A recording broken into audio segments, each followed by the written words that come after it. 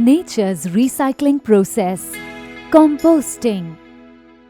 Have you observed what happens to fallen leaves, branches, dead trees and animals when they lie in the open exposed to the environment? They decay over a period of time and disappear into soil. Why and how does this happen?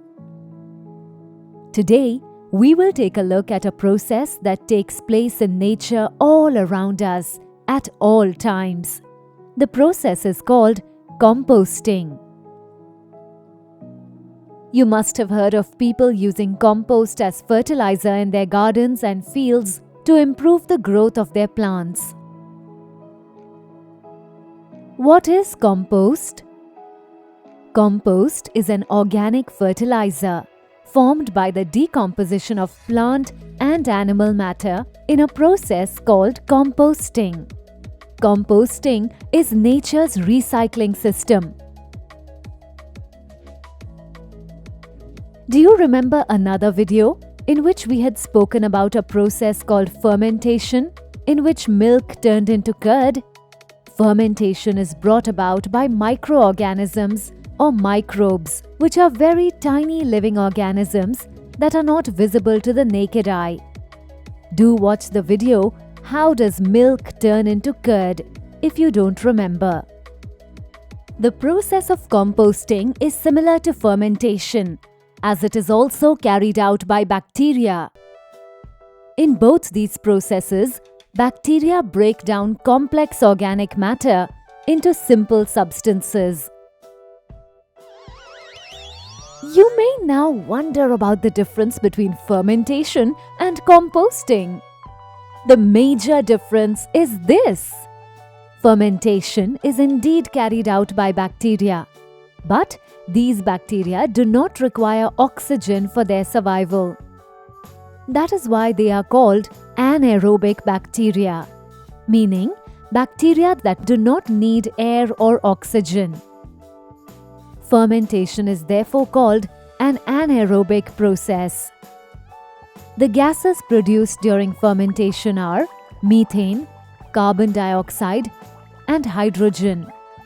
To know more about this, watch the video Fermentation from Food to Fuel. Composting is also brought about by bacteria. However, these bacteria require oxygen to live and grow. They are therefore called aerobic bacteria, and the process of composting is known as an aerobic process. The gases produced in this process are carbon dioxide and water vapor. Composting is nature's way of dealing with waste. When trees or animals die in the forest, millions of bacteria, insects, worms, etc. begin to feed on them.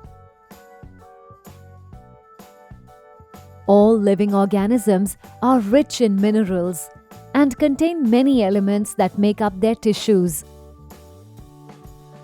This organic matter that is rich in nutrients is decomposed during composting.